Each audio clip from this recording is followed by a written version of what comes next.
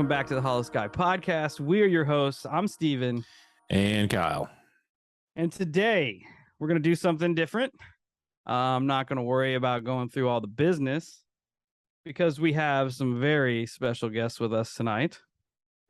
We have the archivists of the Appalachian Esoteric, the keepers of mountain mysteries and hill folk history. We are merging the Holocult with the hill folk today. We are here with our friends, Ryan, Justin, and maybe Lance from AI, the Appalachian Intelligence podcast. Fellas, how are you doing? Doing great, Steve. Man, we are great. That was an awesome intro. Yeah. Usually I'm the intro master here, but that topped anything that I've done. I practiced it a lot today. Well, that was great. Awesome job. It shows. Appalachian was perfectly acceptable. I know. No. I was trying to figure it out because, like, here Appalachian was how we were taught, but I listen to you guys and I'm like, Appalachian. I got to get that right, and I still fucked it up. But it's a topic. It's a topic of debate even with us. I say Appalachian, Ryan says Appalachian, but it's just whatever you prefer, I guess. It means the same thing. Some big ass hills. Yeah. Hill folk. That's all it is. Some big Holocult in the hill folk.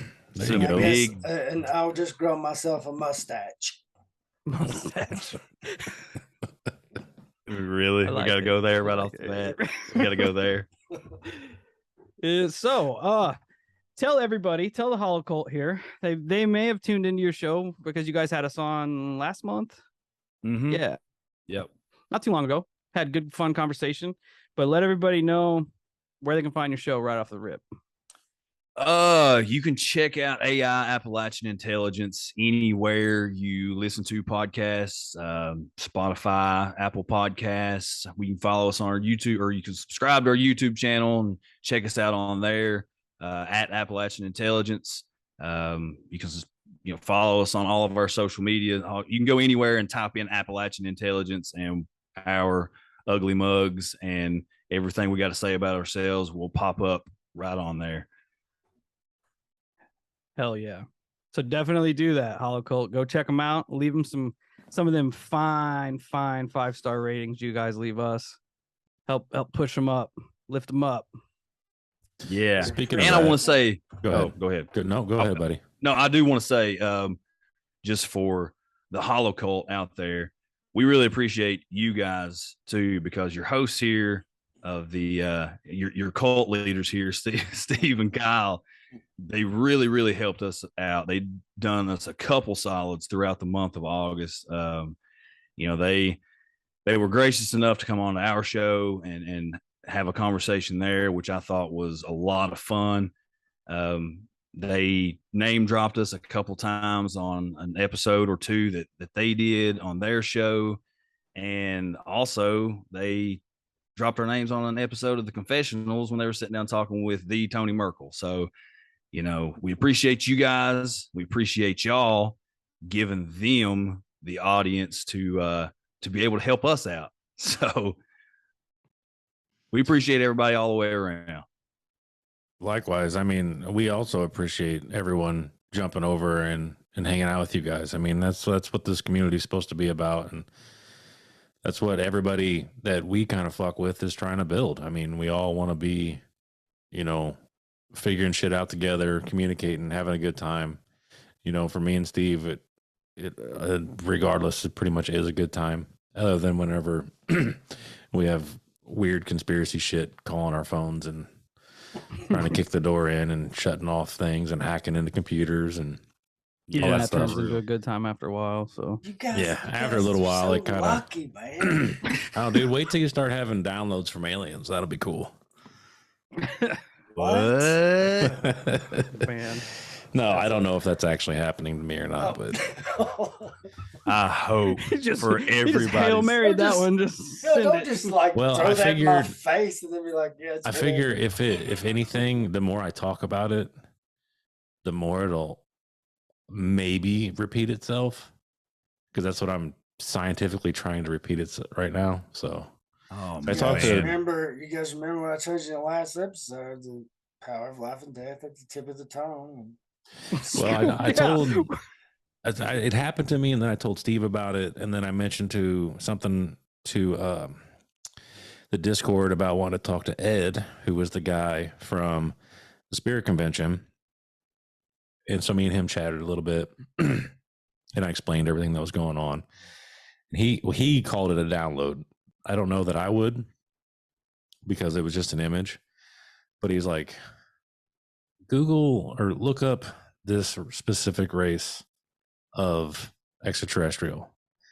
And I'm like, all right, cool. So I did. And I'm like, that's exactly what I saw in my head to a T. Snap. And he's like, yeah, so I figured. And he's like, who created your logo? I was like, I did. And he's like, yeah, I figured that as much as well. He's like, you might have some link to this specific race of extraterrestrial. And I'm like, I mean, I'm like, there's that part of you that wants to play into it and be like, hell yeah. And then there's another part that you're like, no, we have to approach this scientifically. Scully, the Scully wants to come out and go, no. Like we've got to really dive into this.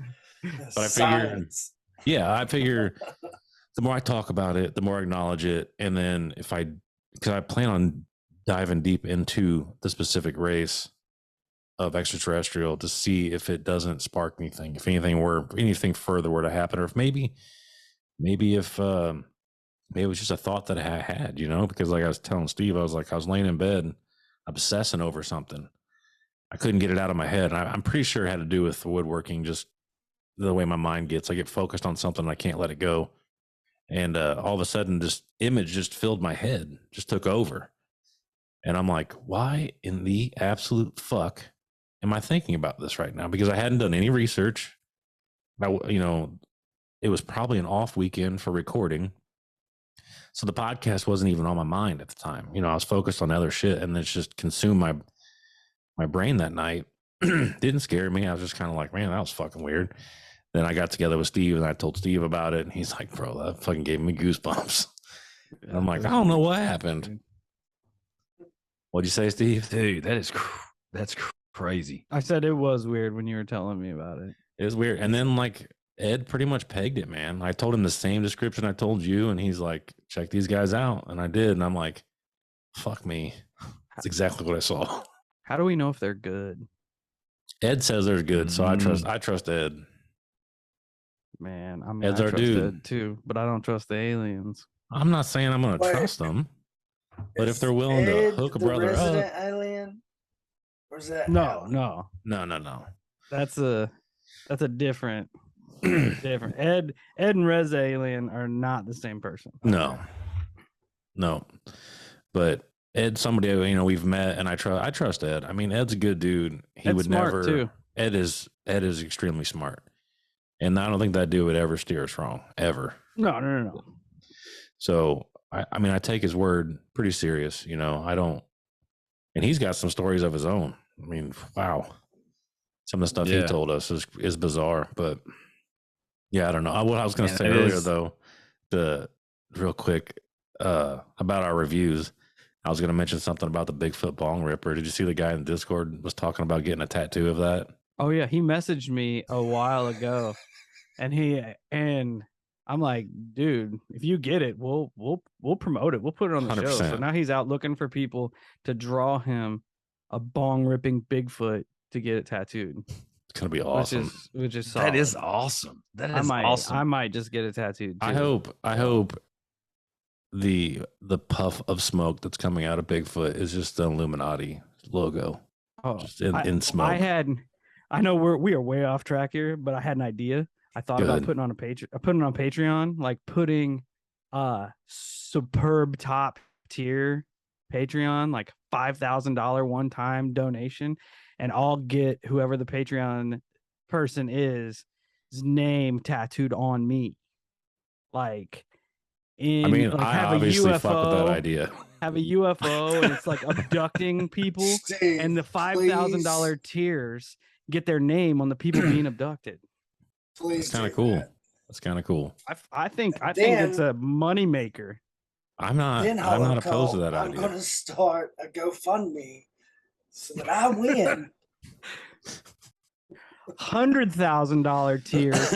I'll get an Appalachian Intelligence tramp stamp. Kyle, we're gonna make it, bud. We're gonna make it. What I about a mean, double dog dare? All I would need is half of that to get my car done. That's my end game. I just want to get my car done. 100K Appalachian Intelligence tramp stamp. It'll be the sticker you guys have made. God, that'd be great. I got to talk to the Hill folk about this. Yeah. we got to get this 100K in. Oh man, I'm gonna end up with a fucking tramp stamp, aren't I? That'd be pretty sick. I mean, oh my god, that would be awesome. And then we would be able to cruise the conventions in a 1970 Chevelle. that would be sick. Yeah. So it's kind of a win-win. And I get to show off my tramp stamp at all. the conventions. Yeah.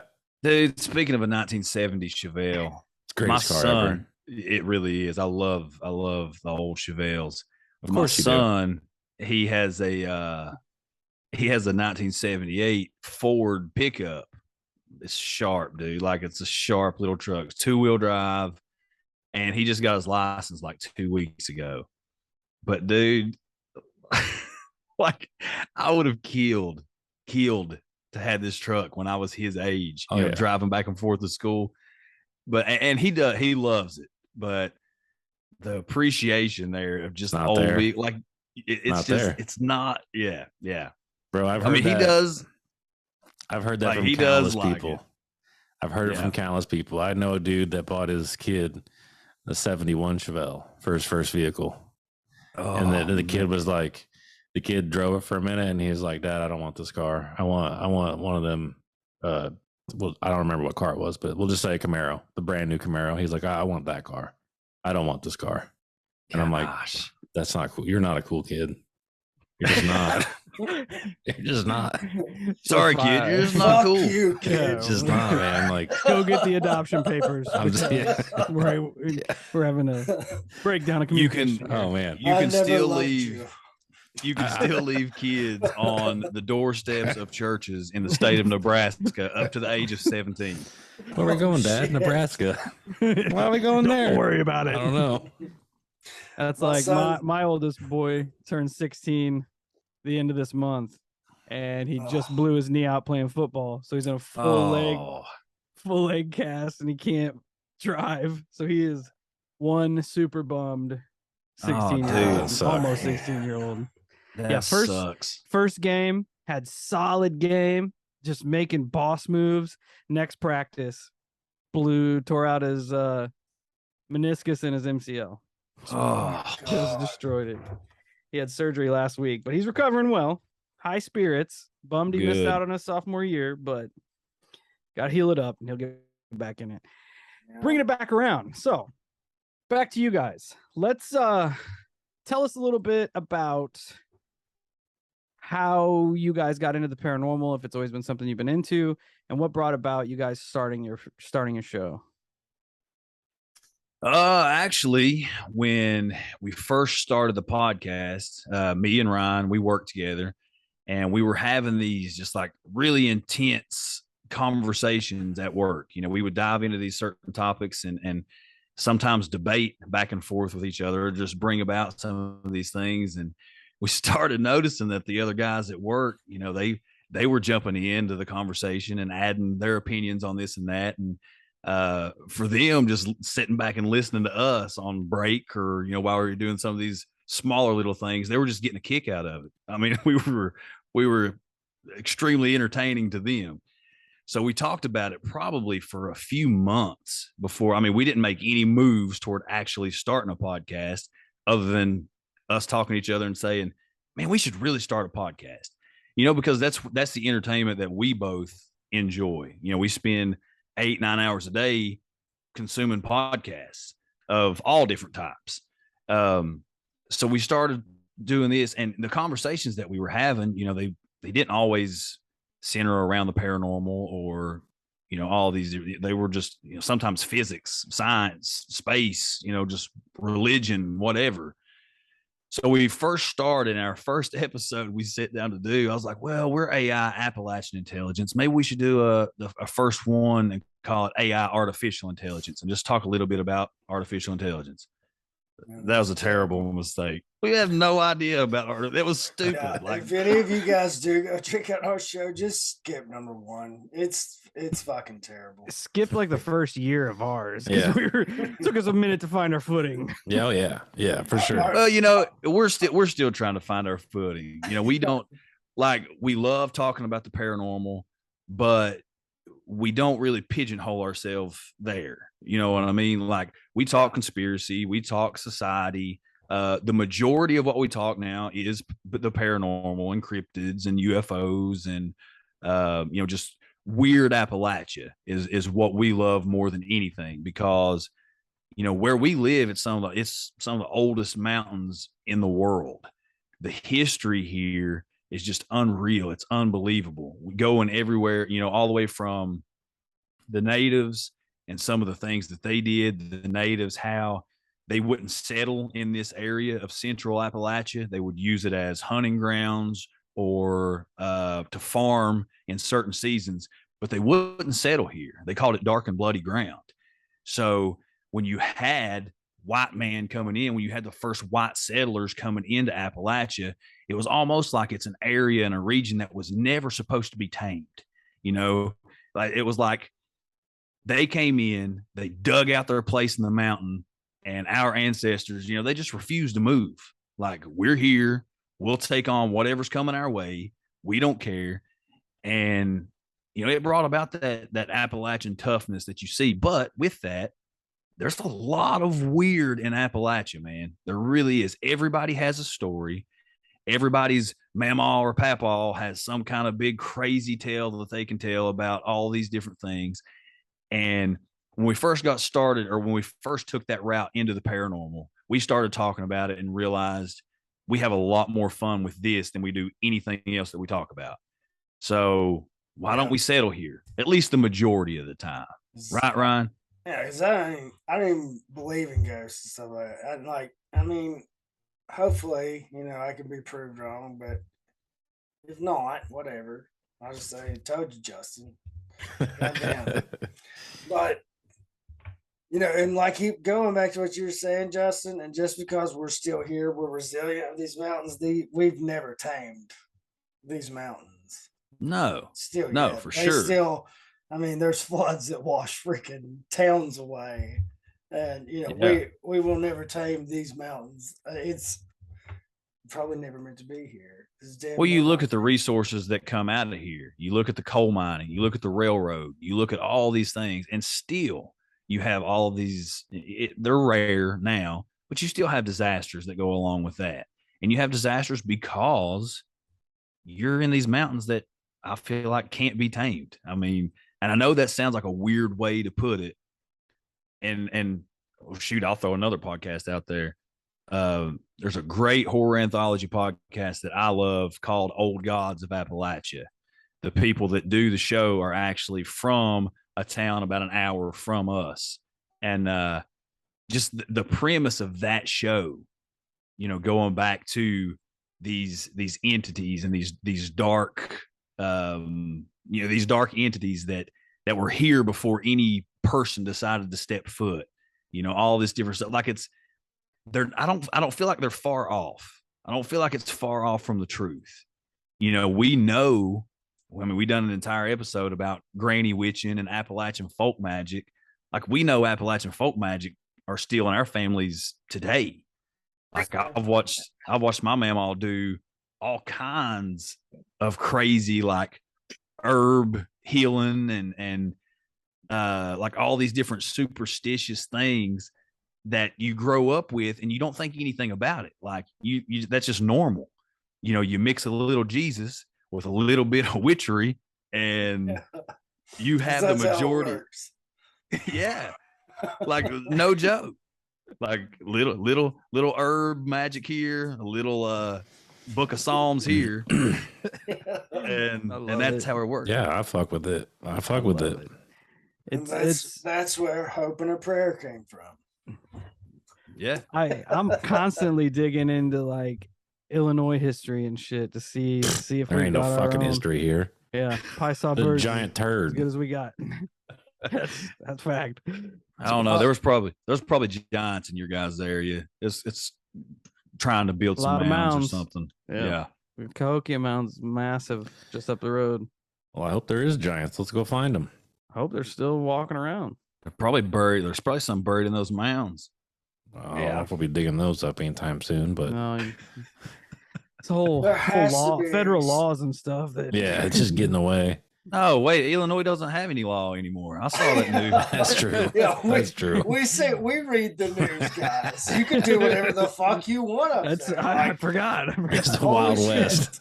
Even what, 2nd-degree homicide? Yeah. Like, Yeah. sign me up. We're just lower Chicago down here, you know. We still have the internet down here in Appalachia. We still get How to see what's close- going on in these big cities. Got to go How to the close are highest you guys hill. to Kentucky? Not too far. Yeah, like 6 hours. Well, not even that. It's not even that. No. Probably Like, 2.5, 3 hours out. Paducah, Kentucky, or Yeah, it's not too far out. my buddy was, he's from Paducah, Kentucky, military buddy. We were out there, and that bridge right there in Paducah, you could cross it and you go over into Illinois. Yep. I It's always thought it was really pretty over there. Like it was just farms and Paducah's about it's 3 turd. hours away from us. Yeah. Yeah, it's not. I mean, it's not that cool. Illinois is a third. It's humid. It's like -10 in January and like 110 in August. Yeah, that's terrible. 10,000% humidity. Hmm. Yeah. 10,000% taxes on everything. I already Yeah. told you Yeah. guys, we live in the Earth's butt crack. I call Yeah. us the armpit of America, the taint of America. Yeah. But no, I mean, just back to the show. Like we've kind of, and we're still, like I said, we're still trying to find our footing. We still are building, what we want to be one day. But more than anything, like, sometimes it's just us three boys sitting around chatting it up, just chopping it up. But, a lot of times we have guests on, and we've had a lot of different guests. We go everywhere from doctors and researchers and authors to listeners of the show, people that have a good story. We want our show to be a platform for people to come on and be able to express what they want to express freely.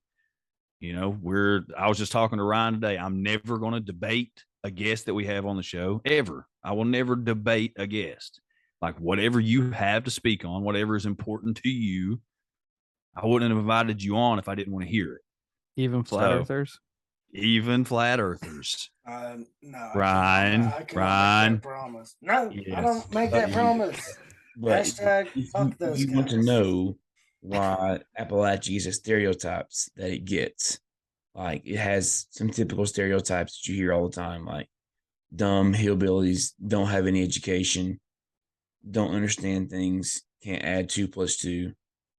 If you just listen to us for like 3 minutes, you'll understand why Appalachia has the stereotypes that Yeah, exactly. That's why we had to name the show Appalachian Intelligence. This is what I was telling them before we started recording. It's any people you see on TV that sound like us is talking about the tornado that went through the trailer park. were those guys. Yeah, Meemaw's house is gone. It was on wheels. Go find. It probably rolled away. Probably just towed it away. Looking for a catalytic converter or something. Just towed it the fuck off. That was Lance, everybody. Catalytic converter boys, we got to get our meth money somehow. We have to get meth money somehow. We're going to cut the catalytic converter off your car. Don't leave it out there without some type of security system that we can see, because Yeah, boys going to lose it. You're going to lose it if we need it. And by security system, he means Doberman tied up to the door handle. Not even Doberman, like I'm talking like coon dog. Coon dog. Up in the just hollering at the tree, whatever coon we can get. That's a hunting dog. That's a hunting dog. Good Lord. Oh man. Well, that's Lance is with us, everybody. So we got the whole Lance. trio here now. What's up? Sorry, things have been crazy here at the house. The girls got home late. a little bit Listen, listen. Got here Lance as has soon as caught I could. tiny ones. Oh yeah, So- If I wasn't late, then something would be wrong. I thought you said, like, it took me a second. I thought you said Lance has a tiny one, and I was like, how did you know True. that? True, boys. That's my wife. Just circle Because back we around. tried to play swords, but we both brought daggers. That's my wife. Oh, Damn it, this won't work. you missed, like, Ryan's already got gummies in him. He's already got a jar of moonshine down. Like, Yeah. Let me tell you he's something ready. right now. It Ready was to big roll. Appalachian I Intelligence tonight. drank. If Papa's Shine hadn't already been drunk, moonshine from a local 5 and dime shop we had on the road, they've made themselves. They didn't order them; they made them themselves. It wasn't anything they came up with. If you hadn't already ingested those things, been on top of the world. I don't know. My boss had he had apple pie and strawberry, a case of each in his fridge at the shop, and we were up there working that day. So I told Justin, I was like, "What's this?" I went, "Hey Dean, let's get a jar of that moonshine, turn it up, and I'll race you to the bottom." He goes, "Yeah, let's do it." He goes, "Hey, get you 2 of them." I was like, "Okay."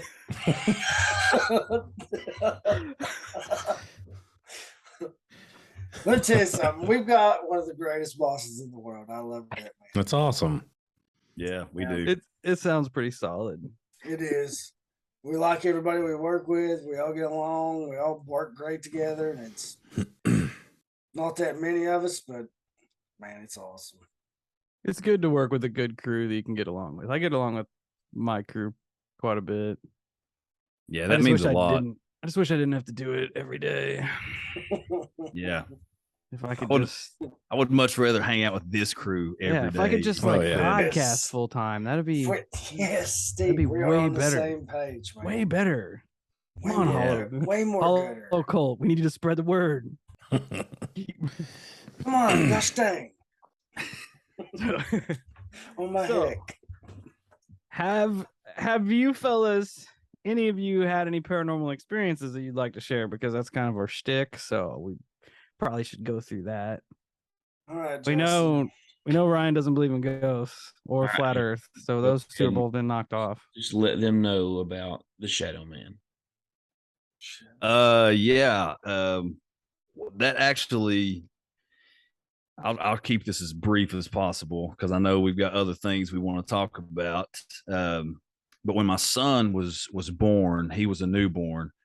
My girlfriend, then wife now, and he was born when I was 17 years old. I was a junior in high school. And I see you there, Ryan. I was a junior in high school. So, you know, it was pretty tough from the get-go, just getting started and everything. And we were like splitting time between, you know, staying at her parents' house and my parents' house. I'd already decided, you know what, I'll drop out of school. I'll just work. You know, this is my responsibility now. I have a kid. You know, I'm going to step up. Well, her family and my family were gracious enough to help us out and say, no, finish high school at least, you know, do what you need to do, finish your high school years out, play ball, you know, do all this.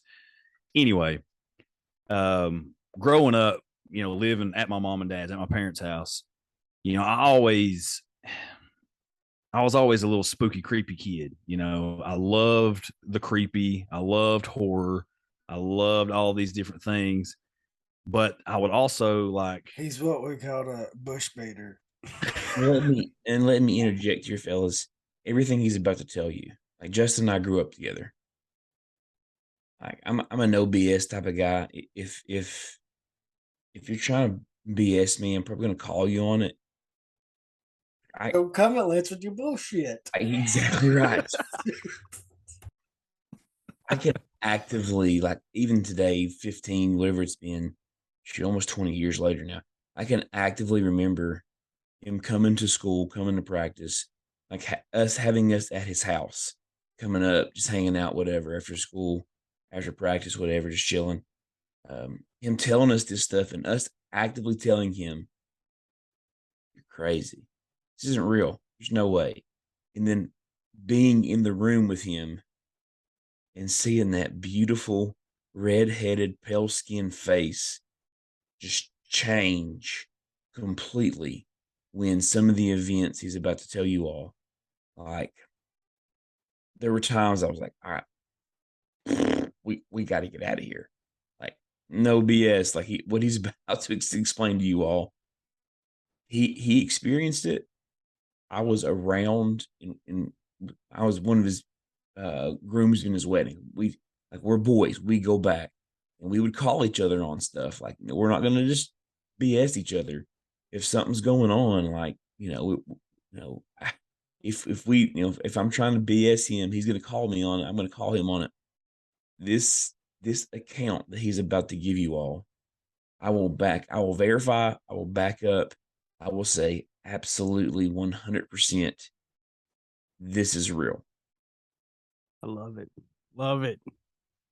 Yeah. So growing up, I would see things, out of the corner of my eye, hear things, but it was nothing of any substance. It was nothing that I could give like concrete definition of and say, well, this is what it is. I was just this scared little kid running into my mom and dad's room saying, hey, I hear something outside my window, or something's knocking on my window, or I saw this pass by my room. And it was always, you're watching too many scary movies, put down the Goosebumps books and go back to bed.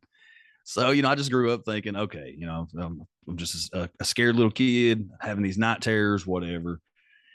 Well, this happened, I got older. Like I said, I was 17 years old. My son was born.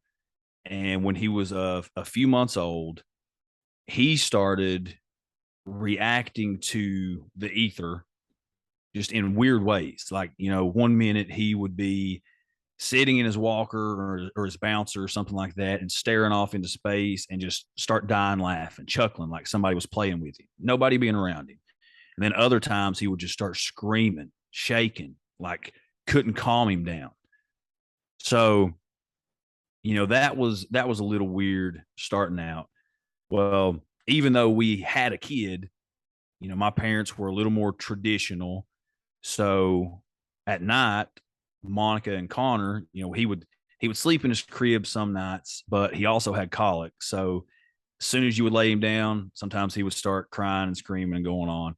So he would sleep with Monica, my wife, in my bed, and I would sleep on a mattress in the floor. Like I said, even though we had a kid, they didn't want us, we slept in the same room, but they didn't want us in the same bed, Well, God, good Lord, what would that look like? What would people say of this couple that has a kid sleeping in the same bed? Ain't no thank you going on in my house. We showed them. We went to the tree house.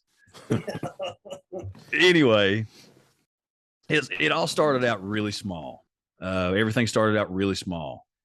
And what I'm getting ready to tell you, I'm just going to give you some, hit the high notes, but it happened over the course of a few months. It started out really small. The computer in the computer room beside of my bedroom, it would start turning on and off throughout the night. I know computers go into sleep mode and all this, but they shouldn't turn on and off throughout the night. Then the TV in my bedroom would cut on and off by itself, and it would start flipping through channels on its own. And not like, cable channels or whatever, but like input channels is what we would think of them now. It would start flipping through. Well, then I started noticing that, he was a newborn baby. So, of course, he would wake up and want to be fed throughout the night. So I would go to the kitchen and start making him a bottle while Monica would try to console him and wait on it. And we had laminate flooring throughout the house. And I started hearing heels clicking on the laminate flooring. Like, I would get up, and as soon as I would come out of the bedroom and start making the bottle, I would hear heels clicking, like coming from toward the front door of the house toward the bedroom. So the first couple times, I just let it go. Like, I was standing there kind of in shock because, nobody's there. Nobody's awake. Nobody's walking through the house. Like, I'm literally looking at where this sound is coming from, and there's nothing. So the first couple times I let it go. Well, I was laying down again one night, and y'all know those big diaper genies. You put all the dirty diapers in, they're supposed to cut down on the smell, all this different stuff. Well, I had one propping the hallway door of my bedroom. I had one propping it open, this diaper genie. It was, half full, pretty heavy. So I'm laying down one night, and Monica and Connor are asleep. I'm dozing off, drifting off to sleep, and I hear like scooting across the laminate flooring. So I open my eyes and I look, and this diaper genie had moved, a few inches away from the door.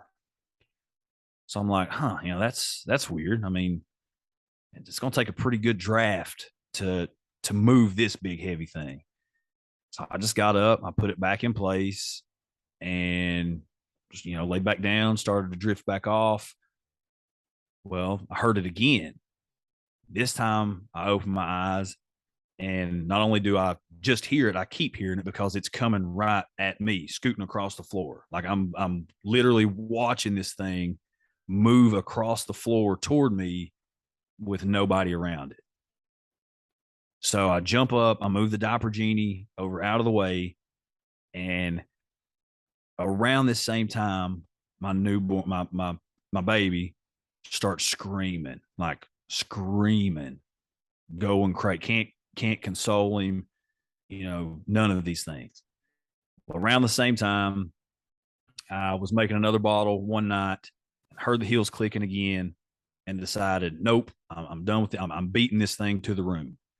So I make the bottle really quickly. I'm going back toward the room. I get to the door. As soon as I get to the door, the TV starts going crazy, changing channels again, and Connor starts screaming again, like going crazy. So you had a lot of these things. I woke up one morning with a handprint across my chest. It was larger than my hand. And at first I thought, well, I probably just slept on it. But Monica pointed out that there was also an arm print that went across my right shoulder. Well, it's physically impossible for me to get my arm across my right shoulder. So that was weird. But there's just a lot of stuff like that, a lot of what we would call, if I was looking at it today, I would say a lot of poltergeist activity going on within the house. But everything came to a head, just to make this a little briefer. Everything came to a head one night.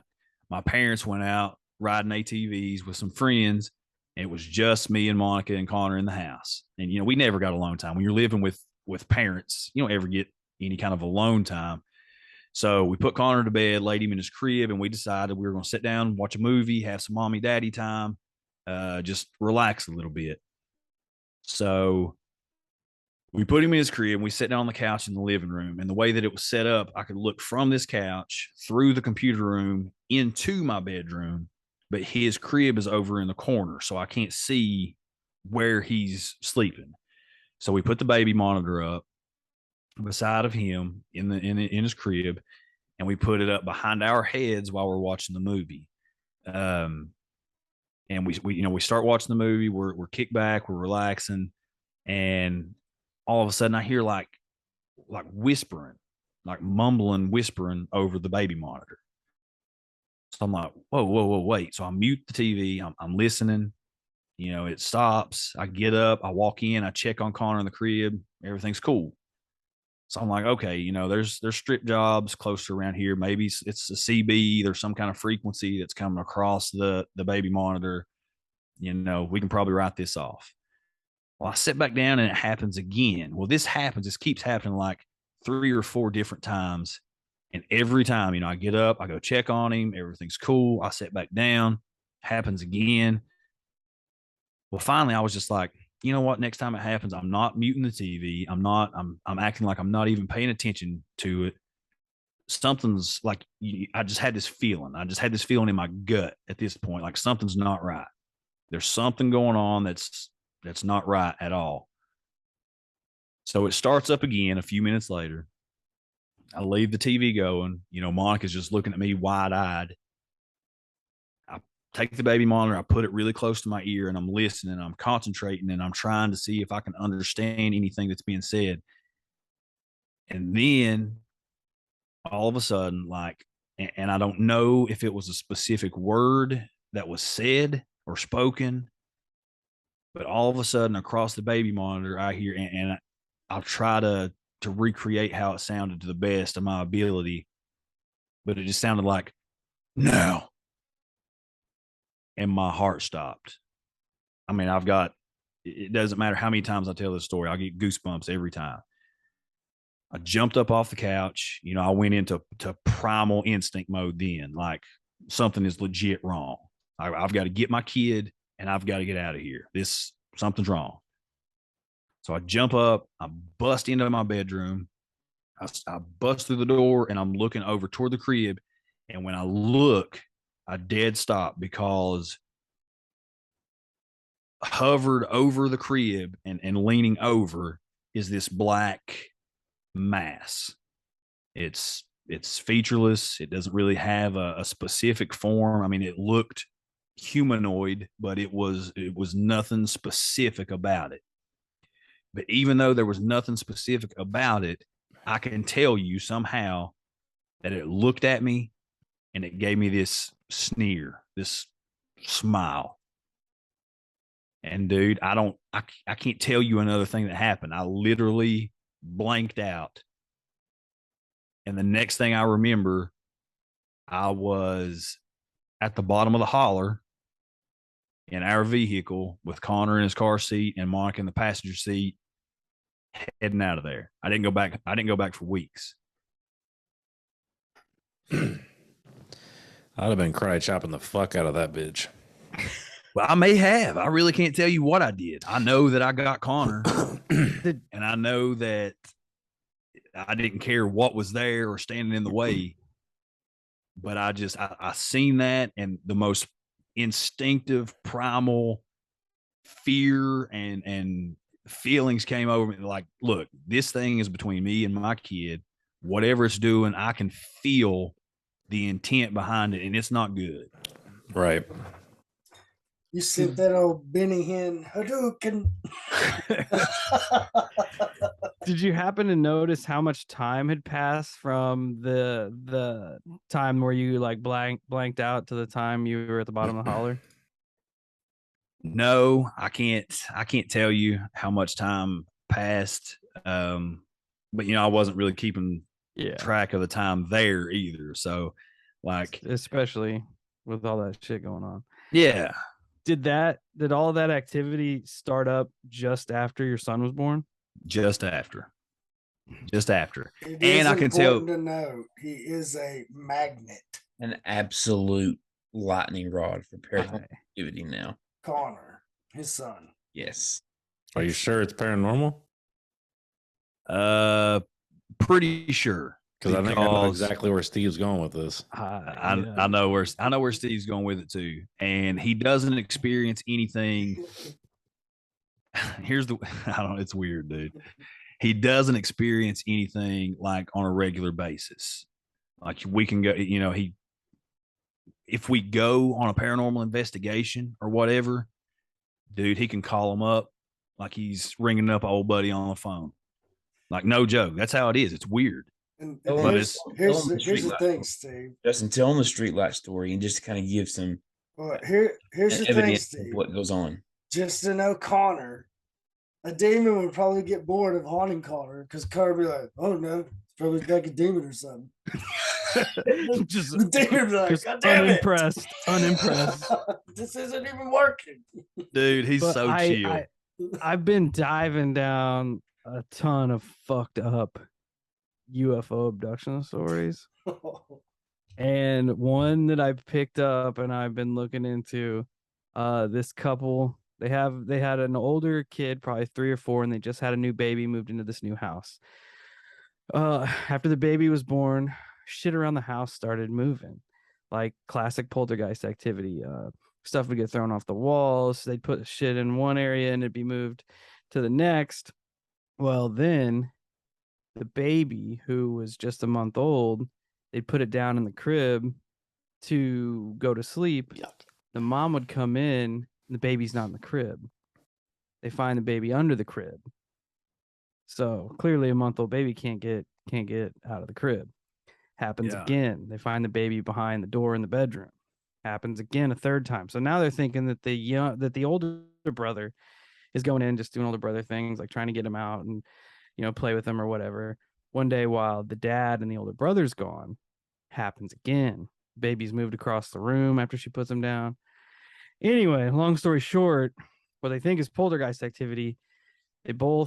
She goes under hypnosis, and it comes to light that she's been interacting with this alien being, and it has in turn like been a generational thing, and now whatever this alien being is fucking with her kid.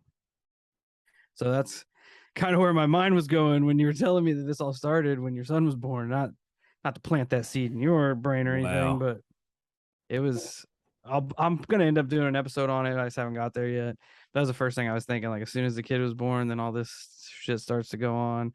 But the kid in the encounter that I'm talking about, his whole life is just plagued with like negative paranormal experiences, just one on top of another, on top of another. Like this poor dude cannot escape it at this point. Yeah, that's crazy. No, Connor's not like that. I mean, honestly, Thank God. Yeah, absolutely. Thank God. But it's like he can bring it up when he wants to. We went to on a paranormal investigation in Thurman, West Virginia. It's an old, pretty much ghost town, old abandoned railroad town. We have an episode about it. Actually, it's called West Virginia Ghost Town with Chris Collin. He kind of runs the tours and the investigations and stuff there. But we went in, man, and we were sitting around like in a group of 8 or 9 people or whatever, and like you have all these guys, they're trying to communicate and do all this different stuff. And it took a while for Connor to get comfortable, to actually speak and do all these things. And dude, as soon as he started talking, it was like boom, boom, boom, boom. Like junk coming up on the SLS camera, spirit box going crazy, flame of a candle. Something weird is this. We're in an old post office and it's dead air, dude. There's no air moving in this place. And there's a flame of a candle. And no matter where he went in the room, the guy would say, okay, we see that you like Connor. Find Connor. And this flame would continuously lean toward wherever Connor was in the room. And he would switch seats. He would go different places. It was nuts, dude. So it's like he can bring it up when he wants to, but whenever we're leaving places too, I'm like, all right, Connor, come on, you gotta say it. He's like, Dad, no, nope, you gotta say it right now. We ain't moving from this spot till you say it. He's like, all right, nothing that's here is allowed to follow me back. You have to stay here. This is your place. You can't go with me. All right, you happy? I'm like, yeah, I'm good. Come on, Dad. The aliens just put LOL. Yeah. We'll follow you everywhere. LOL in the chat. You might have a super powerful kid on your hands, man. Hey, Justin, tell him the street lamp story. That's a really good one too, to kind of just express even more the magnet or lightning rod that Connor is. Not so by no means, but yes, they do. These ghosts might be chicks. You don't know. Maybe he is a chick magnet. No, we camp a lot. We have an RV, a camper, tow trailer, whatever you want to call it, or a travel trailer, not a tow trailer, travel trailer. But our boss also owns a campground, so we go down there and stay quite a bit. And that's actually where we met the girl that I was telling you about that came on the show that had all these paranormal crazy experiences. She's a magnet too. Well, after our Thurman investigation, I downloaded this little SLS camera app on my phone, and I was just goofing around, playing with it outside one night. And this street lamp that was directly across the way from our camper, the only time, like one night, me and Ryan were picking up cornhole boards and putting them back up. And I started telling Ryan some of these stories that Tessa was telling me. I was like, dude, this stuff is just nuts. Well, when I started telling him, the street light starts kind of flickering and going on and off. So I'm like, whoa, that's freaking weird. Well, Ryan always brings me back to center. He's like, dude, it's electrical, man. It ain't no big deal. These lights do that, blah, blah, blah, blah. I was like, okay, All right, I got you. Didn't argue it, but I watched that light the rest of the time I was there. And it didn't do it anymore until Connor and Tessa went out there one night when I was screwing around with this SLS camera app. And they said, you know, they just put it out there. If there's anybody or any spirit, anything here that wants to communicate, you know, just give us some kind of sign of your presence. Street light goes out. I was like, okay, all right, that's weird. Connor says, all right, you can let it go. You can let it go. You can bring it back on. 1,000, 2 1,000, 3 1,000. Boop. Street lights back on. That is awesome. So they start talking and like communicate, doing all these different things. And I was like, no, keep this going. Ask questions, you know, like blink once for yes, twice for no. Dude, they're sitting here talking to this street light for like 10 minutes. I mean, just this thing is communicating with them. I mean, not the street light per se, but whatever. I was going to say, we're going to clip that. They were just standing there talking to the street light. That's Appalachian, baby. It was fucking crazy, guys. It was fucking crazy. We forgot to tell you about the DMT we gave you. But no, man, he's from that time, he's always been enthralled. It hasn't pushed him away. He loves horror. He loves the paranormal. We love to travel, and everywhere we go, we're going on a ghost tour. I mean, it's a given. I love it. That is so awesome. I'm trying to get him on the show. No luck. No luck. I got Everett to call in one time. He's seen a Bigfoot, so he was in our old intro. That is awesome, dude. Yeah, that's awesome. I was even driving and I didn't see it, so I'm like, how in the hell? He's like, you're probably changing the radio or on your phone, or like, I get it. A lot, Everett. Yeah, but we're gonna change paces a little bit here, and man, so I don't even know how to start this up. I do because it was the first. Yeah, it was like one Kyle, of the first conversations you and I had.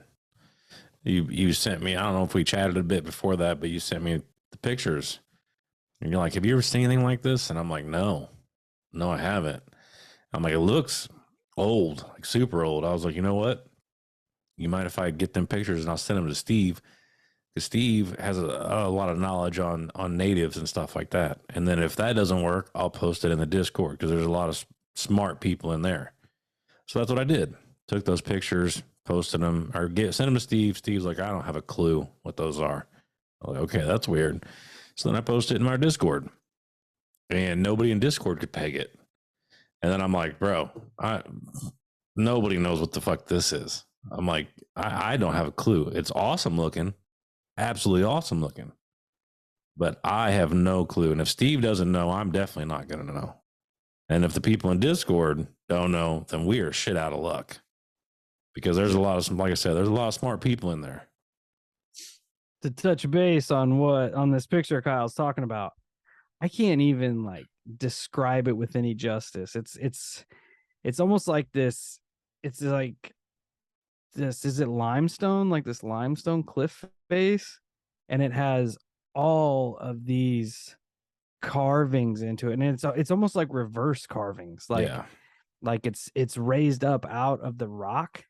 Like when I first saw it, it almost looked like someone took a super intricate like wrought iron gate and laid it down, and then like did a reverse like concrete imprint of it on top of these rock faces. I'm like, I don't have any fucking idea what this is. So have you guys gone and looked at that yet? Yeah. Is it actually protruding out of the rock? Yeah. Yeah. Imagine the way they carved down into it. Yeah. Well, I was gonna say, imagine the time it would take. It was like reverse. To do it that way. Well, that's the thing. It looks like it's actually protruding, but what they did is everything is so like symmetrical and intricate with the actual carving that what they wanted to be seen, it's like a topographical kind of thing. It pops at you. Yeah, it's raised up. Yeah, as opposed to being carved in. it's raised up. So they've carved all the like hollow space around it to bring it up. But That's what I'll I mean. let you guys Imagine the time it takes to do that, because you're doing an opposite. You're not just drawing the lines. That's you're actually not drawing the lines. You're taking away and leaving the lines at that point, which takes way longer. Think of a crop circle. Like when we first walked up on it, and I had seen pictures of when I first like walked up on it and put my hands on it. It reminded me of what you would think of a crop circle, only not a crop circle, but the same type of, I guess, care that crop circles are given. That's kind of what it reminded me of. Put your fingers on it, start rubbing around it. Like somebody had to take some serious time. And we're under the impression that it was not machine done. It was done by hand, just simply because of the age of the rock and the location of it. And for somebody to do it, even with machine, would have taken an crazy amount of time. But we're talking somebody who's done this probably by hand and then made this indention into this rock with very ornate,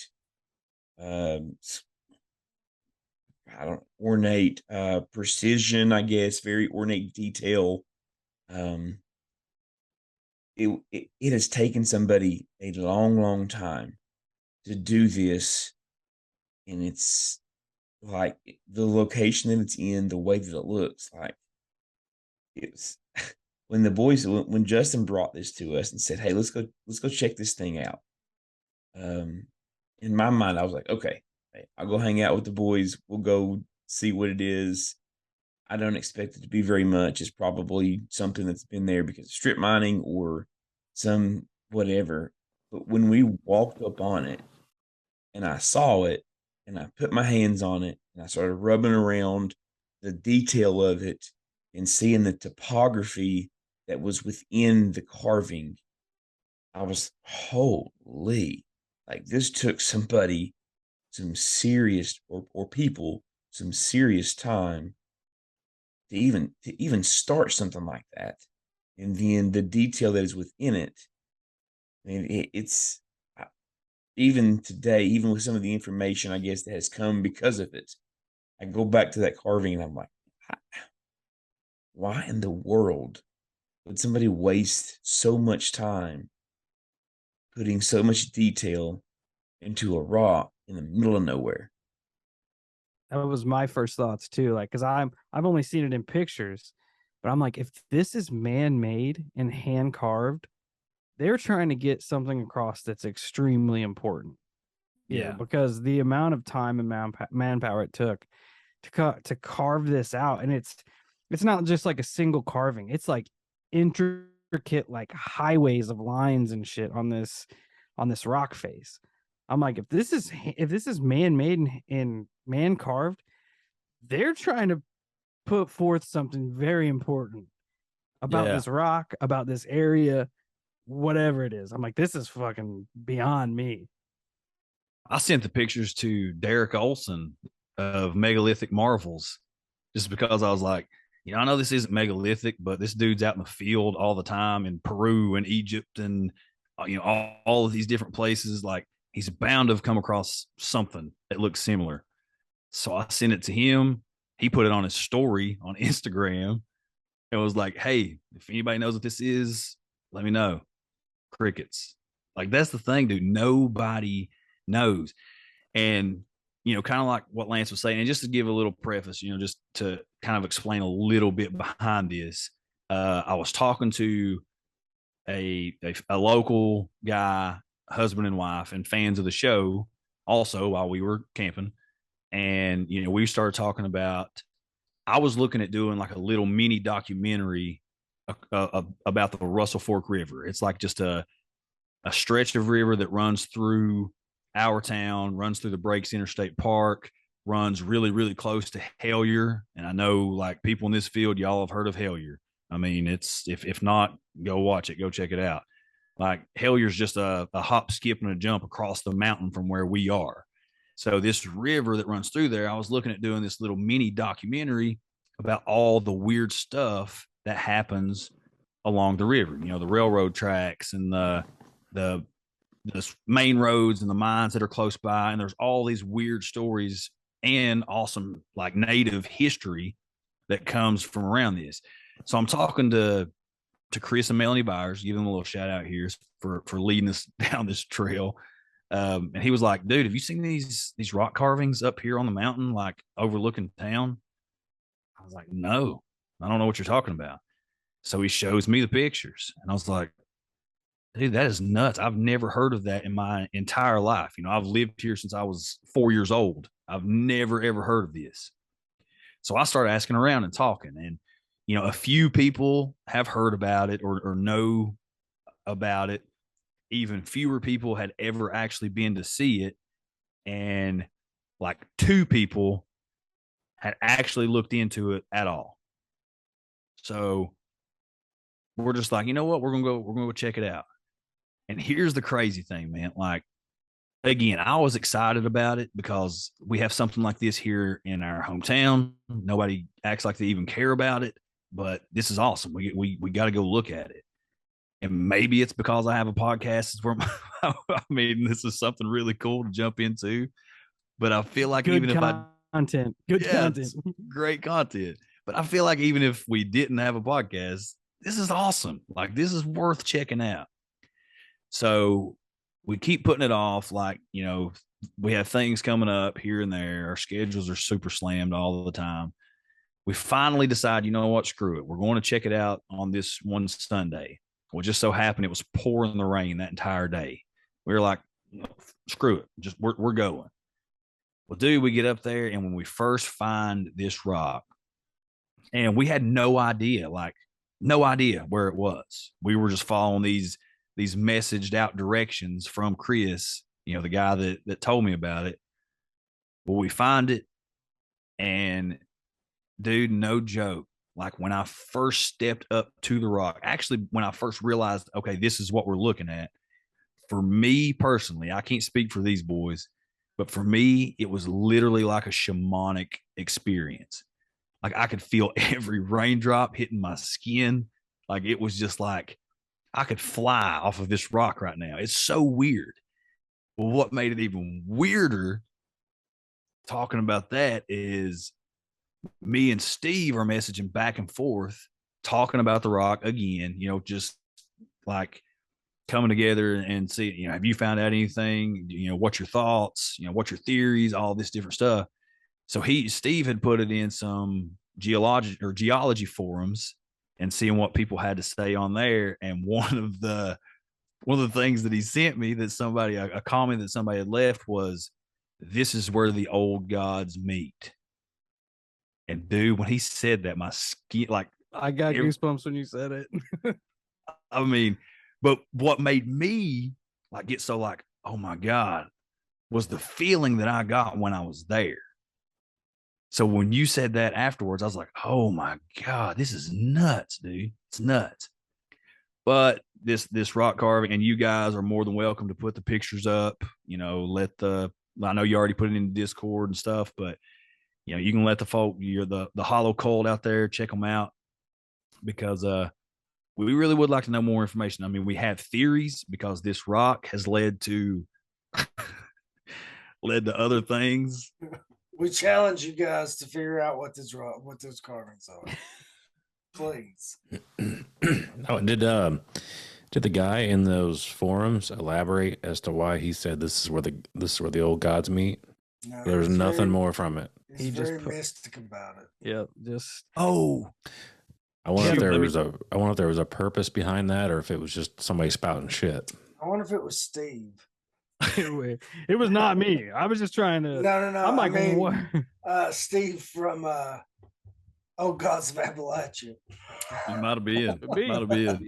Steve Shell was on. I was trying to figure out. I'm like, I was just posting in there to see if they were man-made or not, because I've never seen anything like it. And I'm like, yeah, the amount of time that it would take to put this forth. Well, it has to be man-made, because if you walk up to it, you come down the hill, but if you turn left, sidestep and center yourself.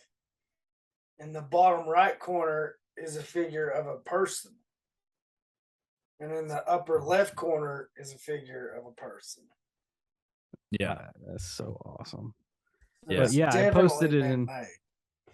I posted it in there just to see if anybody, to see if anyone had ever seen it. And people were kind of spouting off different theories and stuff. And then one person jumped in there and said, "This is where the old gods meet." And I'm like, all right. Nuts. All right. This is what I'm looking for.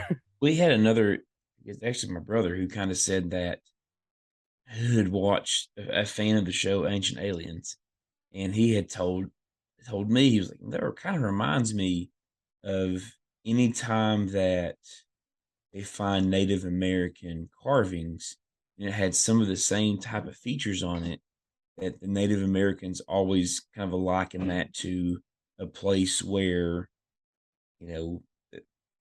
a worship area, or some of the circles that were in the carving kind of like reminded him of what Native Americans would call like a place where they would have trying to reach out to their gods, or have some type of ritual in which they would have these circles in their drawn in the dirt, essentially trying to reach their ancestors or reach their gods that they were talking to. And I didn't know that, right? But if you go back and watch some Ancient Alien episodes, like anytime you see very similar patterns to what this is, then it reminds you of some of the things that the Native Americans would have in some of their religion, ritual worships they were doing, right? So I'm actually sitting on my chair, we're playing video games at the time, and Justin sends me the message from you that says this is where the old gods meet.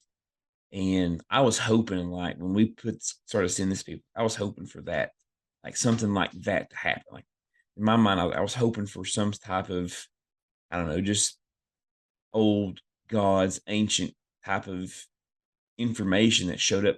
Like when he sent me the message, like I jumped out of my chair and like old school, like fist pump, like yes,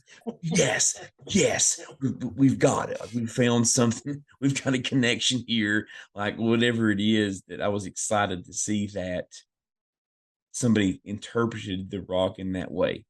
But what it actually has led us down, the path that's led us down, is being totally opposite of that. Listen, I'm just gonna come out and say it. We're fucking treasure hunters, guys. It's led. I would never imagine Bonafide. put us on the path that it's put us on. Okay, really quickly though, because this is something I haven't even talked about. I haven't talked about this detail on our show yet because Exclusive.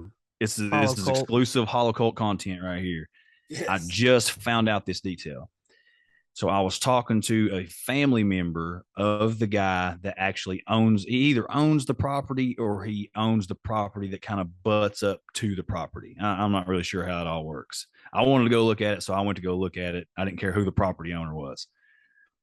But he evidently had spent the better part of 2 decades trying to find out what this was on this rock.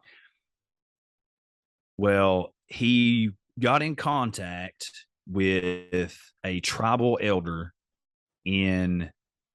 of the Cherokee people. So this elder and another member of this Cherokee tribe came up, and I'm thinking that he said this was the early 90s. He came up there. This tribal elder steps up to this rock, asks if he can be alone with it for a minute. So they step off toward the top of this point, and they're watching him. He sits down on the rock. He, goes into this state of like meditation or whatever. He starts tracing out the carvings on the rock. He gets up. He dusts himself off.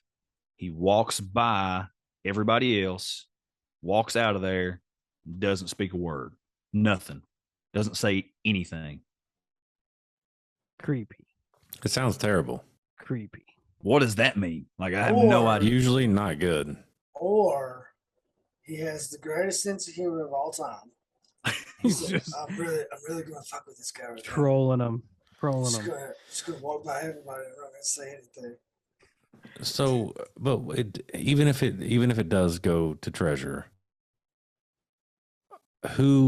what culture, what person would carve that? Is it a map of the area? Is it something? Because is it something a colonial settler would carve, or is it more on the lines of like a native? I've never seen a colonial settler carve anything. Well, yeah, yeah. Like this. You know what I'm getting at though, like. Could we like pinpoint a time period? Or even just like the Cherokee or the Navajo or whomever, you know what I'm saying? Like, is there a culture that would typically carve things like this? Well, Because I know in a lot of ancient times, we did a episode on it before, I believe, but you have to watch some of them areas because I'm just spouting off here, but a lot of places like that could also be considered places where you could open portals. Yep. Well, I was gonna say the way the people that they carved into it are shaped will remind me of something out of South America, like Aztec or Incan. So Which would mean, if that's true, that would mean that it's old as fuck. Yeah. That was where my mind went after I got to sitting there for a little bit and we were talking, and I'm like, are there any treasure legends? Because a lot of times this shit could turn into treasure markers, you know? And then that just once you guys started talking about that, I'm like, oh shit, here we go. They're on it. They're on it now. Just so happens there is a legend. Just so happens that there is a legend in our area. And we might have maps. Called the Swift Silver Mine. There's a local legend that is Eastern Kentucky, Southwest Virginia, Northeast Tennessee, Western North Carolina, kind of where we're at. That is, people have been trying to find for 250, 300 years, 400 years, I guess now. And I remember as a kid, I think Justin and I probably, and Ryan even as well, had heard people allude to this Swift silver mine, but never gave it much credence. Never really gave it much thought. Just one of those things that old timers talked about. But once they found this rock, we went and saw the rock. And I put a couple of episodes out. I put an episode out about the rock, and then started just talking to people in our area. What we thought was old Native American carvings for a ritual for portals or whatever, quickly took a 180-degree turn in a different direction that the three of us really had no idea it was going to quite take the turn that it took. And that leads us to essentially the mystery that we're in the middle of right now. That we're kind of, just as we get information, we tell the hill folk about it. Well, go ahead and tell them a little bit about it, Lance. Go ahead and say like how JW came into the mix, how all this came up, because this rock just started a conversation between you and JW, who happened to be a wealth of knowledge. Yeah. So this is, it's a bit of a lengthy story, and I'll try to keep it brief. But I work with a guy that I've known for years, right? And we've had conversations about absolutely everything. And he does some streaming of his own. He iRaces and streams and has a pretty good following. And I've watched his stream and support him as much as I can. And when we started the podcast when Justin and Ryan started the podcast back a year or so ago, and then I came along a month or so later, I was kind of waiting for the right moment to tell him about the podcast because I knew he would enjoy it. Just to kind of let him know hey, we're kind of doing the same thing. So post summer break, we're back at work. I teach high school. He teaches at the same high school that I do. We're just BSing, shooting the breeze, kind of catching up over the summer, talking about what we did during the summer, so on and so forth. And I tell him that, hey, we've got this podcast. I think you'll enjoy it. And in the back of my mind, I'm telling him that so he can kind of like mention it on his stream, because he's got a pretty good following, and then just trying to pick up a couple extra downloads. Always grinding. Always grinding. Trying to pick up a couple extra downloads. And we had just the week or so before been to this rock, and I'm telling him about podcasts, and then asking him. He's a history guy, local history guy, kind of has just kind of a local history buff. And I'm showing him these pictures, just to try to get his take on what he sees in this picture as well. And I mentioned to him about, hey, we've got an article and some other people who have mentioned the Swift silver mine. And I see his ears like kind of perks up. He kind of looks at me like, that's a really odd thing to bring out of nowhere. So we continue to talk about it, and he was like, well, speaking of the Swift silver mine, I actually have some information I think you might be interested in. You might want to talk about on your podcast. Yeah, sure. Let me know all the things that you know. Well, little did I know that he had a gentleman that he knew in Florida, the Treasure Coast of Florida, that had actually found some of Blackbeard's treasure down around that area. A gentleman by the name of Don Anderson had contacted him, kind of a crazy series of events. His dad was going to buy some land down there to build a retirement home. Don got a better offer on the land and kind of sold it out from underneath his dad and felt bad about it. And JW's dad was older, so JW was kind of, the liaison was kind of talking to him, and he said, you know what, I shouldn't have done that. I feel bad about it. Let me give you this information to kind of make up for me doing that. And he gives him location of this Swift silver mine, right? So JW kind of, all right, yeah, some crazy old man, crazy old codgers just telling me, feed me a line. But I'll listen to him just because, right? So he gives him a location and hand draws him some maps, and sends him this stuff and tells him essentially, hey, if you can go find this thing, there is where this silver mine is at, this local legend. There's not just millions of dollars worth of gold there. And JW said that Don, every time he mentioned it, would go, not just millions, but billions of dollars worth of That's what I'm talking about. in this mountain. Okay, so JW's telling me all this stuff, right? And I'm just, I pull my pencil out and a notepad. I'm just writing down as many notes, just trying to consume as much information as he's telling me. So obviously, he says billions of dollars in silver. I'm listening, right? As any of us would be. Give me all the information.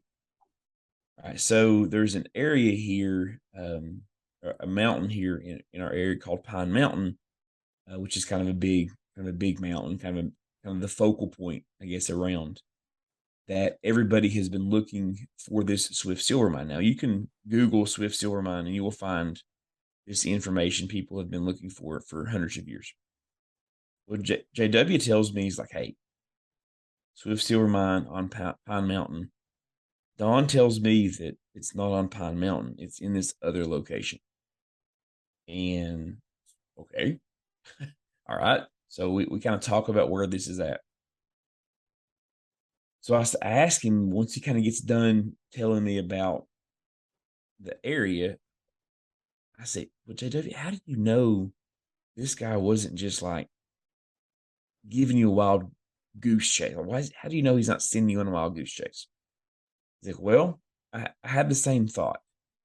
But let me give you some information on why I think he's telling me the truth. Okay, I'm in. So he goes on to tell me an account about how Don sends JW to an area just south of Cincinnati.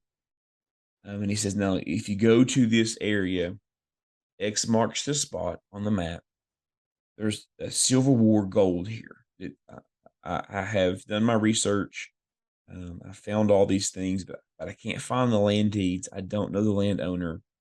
I'm in Florida. Cincinnati's a long ways away. If you go and check this place out, I think you'll find some gold. So JW on a whim says, hey, I've got to at least go check it out, right? Somebody tells you there's gold there. Guys found Blackbeard's treasure. I've got to go check it out. So he does. So he goes to Cincinnati with his brother. One area is just south of Cincinnati. And they go to this small little town and go to a courthouse. In per Dawn's directions, find the owner of the land where this supposedly X marks the spot gold, Civil War gold is.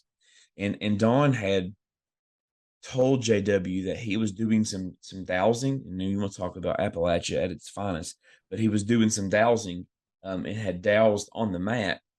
And I don't know if your listeners know what dowsing is, but you take two metal rods and kind of like let the magnetic field of the earth kind of point you. They used to do it finding wells here in Appalachia. It was one of the ways they did it, find water. My grandpa does it. Okay, so all right, so that's what he had found, and he had dowsed on a map, aerial map, this location of where this Civil War gold was.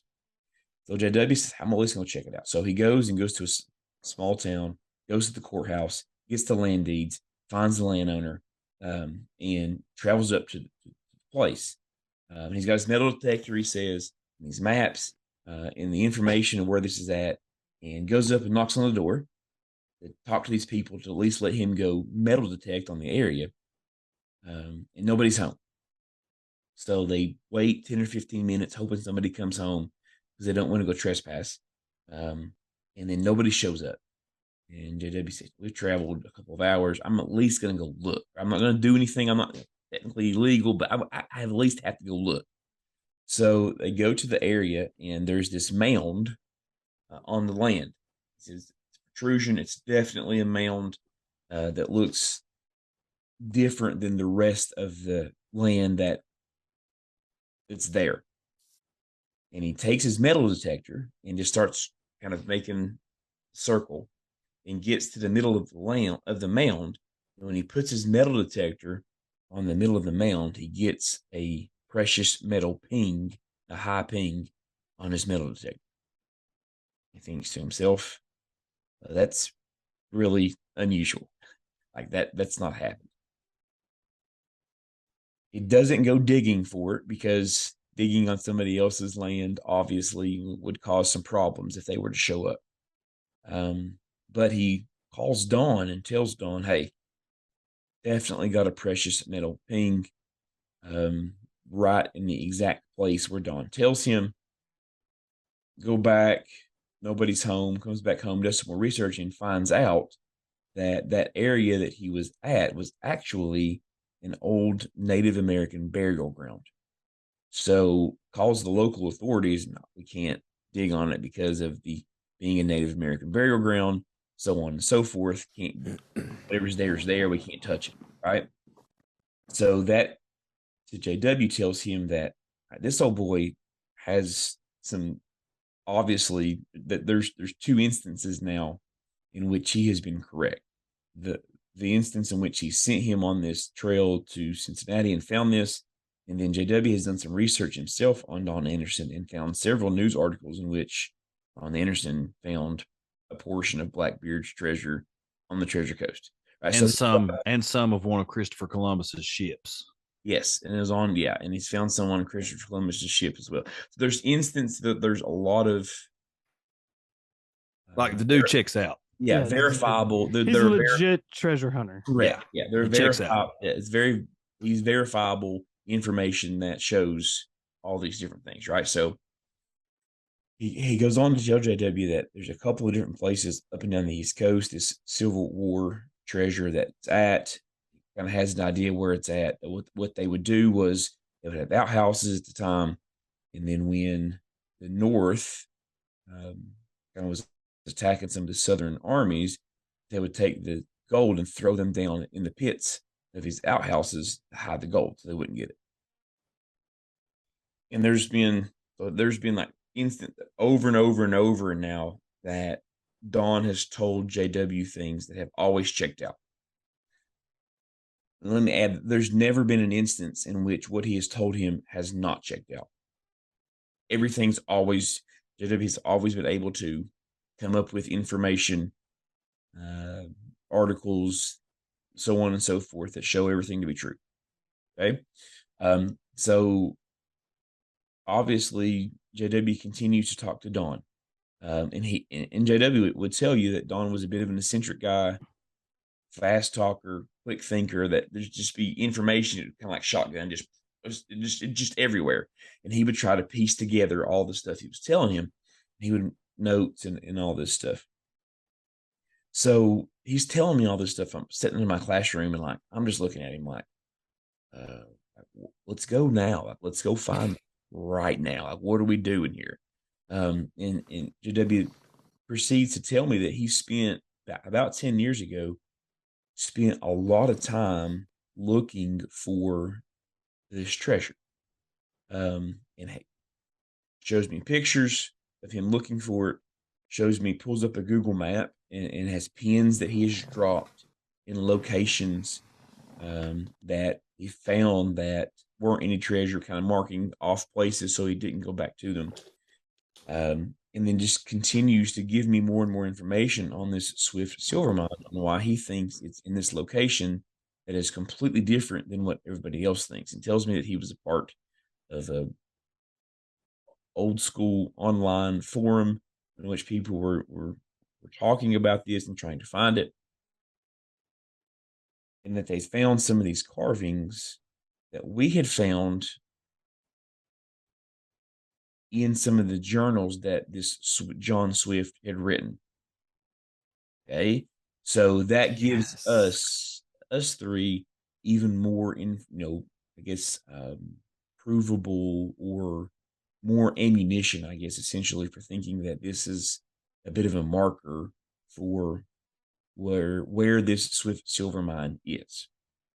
So, as I have a terrible tendency to do, I dive headfirst into the rabbit hole, right? So I'm consuming all the information, reading as much as I can, researching as much as I can, everything about this Swift silver mine. And what I found is that the people, like the legitimate people who have been treasure hunting, trying to find this, have found carvings that aren't identical to what we found, but definitely similar to what we found on that rock. In that, if you got to looking at John Swift's journals, that there are apparently, theoretically, caches of silver that he hid kind of all around our area. And that the reason that he was having to hide some of this silver is because there was a Native American chief that went by Captain Benj, or Captain Benji, or Chief Benji, that's kind of how he made his living. He would take the white settlers' gold or silver or whatever he thought was valuable. He would come in and plunder it and then sell it off to other settlers. And that was kind of what he did. And that was kind of the way that he kept his tribe of Native Americans or whatever. That was how he made his money. And that was one of the reasons why settlers had so much trouble kind of staying in our area in the late 17, early 1800s. Now, if you drive like down the main road that goes through my town, I live about 45 minutes west of where these boys are. But there's like a historical marker on the side of the road. I probably have those, I'm talking about, like every once in a while you'll see like a silver kind of historical marker that talks about something important, right? You kind of know what I'm talking about on the side of the road. Yeah. All right. So there's one here that I had passed 1,000 times. Never even stopped to look at it because it's just there, right? So JW tells me, he's like, have you pulled over and checked out that marker? I didn't pay much attention to it. Well, next time you're driving that way, why don't you do okay, no problem. So I'm headed down that road about a week after we had this conversation. I stop and pull over. Lo and behold, who's on the marker? Chief Benji. And Chief Benji and some of the antics, I guess, that he was doing during those times, and he was a local legend. There's a whole thing about him being here and doing these things. There's another gentleman that works across the hall from me, and a fan of the show, and had heard the conversation that we had had with JW. And he comes over the Monday afternoon when the episode dropped, and comes walking in and is just kind of staring at me. And I'm like, we call him Jello. Jello, what's up? What's going on, buddy? And he's just looking at me. Something going on? Do you need help with something? He's like, nope. But I have some interesting information you might like to know. Hit me with it, brother.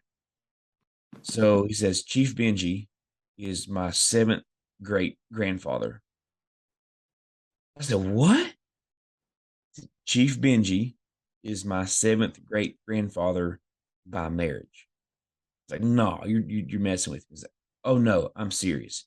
So he proceeds to walk around to my whiteboard, and he's a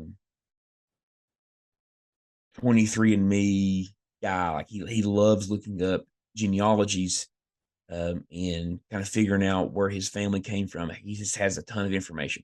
He begins to write the 7 generations on my whiteboard, giving me names, giving me dates, giving me where people were at, all the way down to his name, and traces it up. And he says, now this is by marriage, but Captain Benji was Chief Benji was my 7th great grandfather, and he is known to be the guy, kind of like he was known to be what he called an Indian pirate, that he would come into these settlers and just take from them.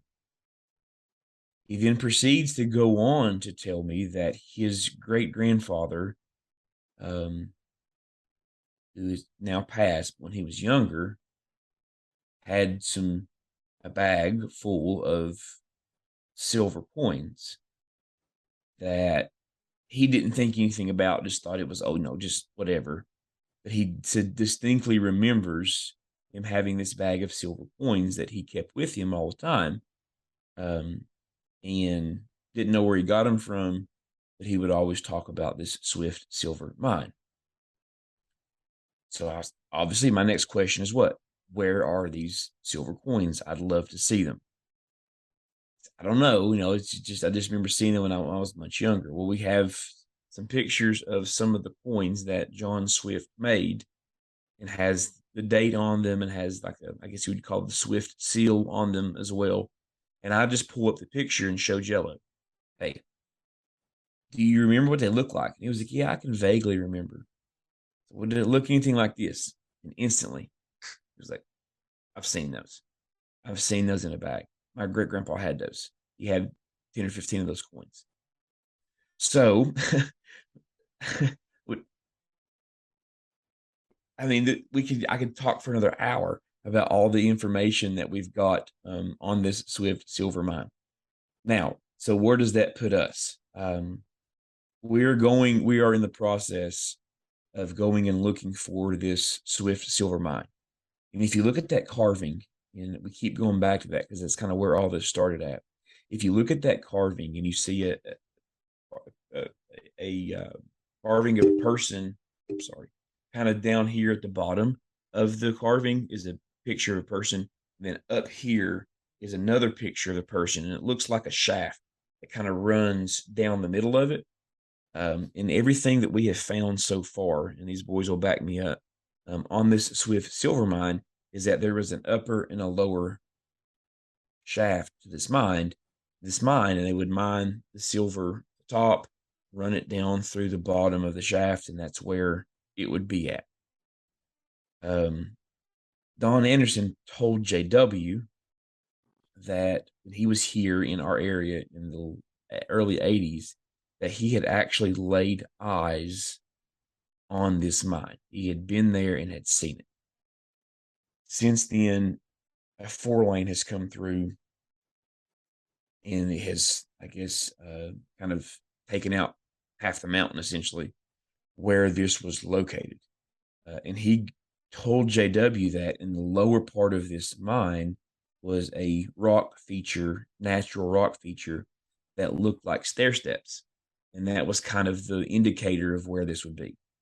He went on to tell JW that he had seen the mine that on National Forest, that he never pursued going in and getting the silver ore out of the mountain because of just the legal stuff it would take digging on National Forest. There's a lot of loopholes, a lot of holes, or a lot of things you'd have to jump through, legal things you have to jump through to get it. And he had to go back home, so he never pursued it further. Okay. But he also told JW, just to kind of bring this whole thing full circle, that at the bottom of the mine, in the research that he had done, is that there was a press, essentially, which they would mine the silver, bring it down, heat it up, put it through a cauldron, and then press the Swift logo into these coins. And that's what they used as currency. And that was kind of the way in which John Swift made his money. So for us here in Appalachia, we have the pipe dream of silver caches, of coins all throughout our area. We have the pipe dream of finding the actual mine itself, in which there's supposedly still billions of dollars of silver within silver ore, still in the mine that has yet to been extracted. And this November, December, January, February, we three, along with JW, are planning to do some serious searching for this silver. You ask, why not go now? Well, in our area right now, rattlesnakes and copperheads are in abundance. And JW said that you have to wait till the leaves are off until the frost, it gets colder, because you're essentially climbing on cliff faces and doing some stuff from where in which pretty remote, here in the mountains of Appalachia, and then there's an abundance of rattlesnakes and copperheads just kind of waiting and looming on every corner to reach out and kind of give you a bite. Garden treasure.